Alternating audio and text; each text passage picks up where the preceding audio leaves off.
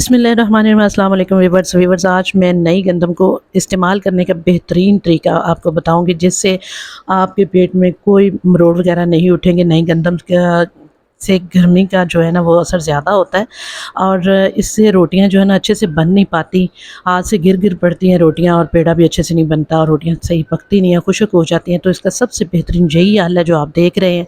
इसको धोएं अच्छे से 4-5 दफ़ा, इस तरह टब में गंदम डाल के पानी डालें और निथार लें सारा ऊपर से। ये जो भूसा वगैरह है ना, ये सब ऊपर से उतर जाएगी, और गर्द वगैरह भी इससे निकल जाएगी। कोई इसमें जो है ना किसी किस्म के कंकर वगैरह भी नहीं मिट्टी के रहेंगे। और इस तरह इसको धो के चारपाई पे कपड़ा बिछाना है, और इसको फिर आपने 2 दिन की अच्छी खासी धूप लगवानी है। खुश्क हो जाए बिल्कुल तो फिर इसे पिसवाएं, और थोड़ा सा नमक और ठंडे पानी के साथ आटा गूंदे। इतनी नरम मुलायम ज़बरदस्त सफ़ेद कलर की रोटियां पकेंगी कि क्या ही बात है। चैनल को सब्सक्राइब ज़रूर किए जाए। शुक्रिया।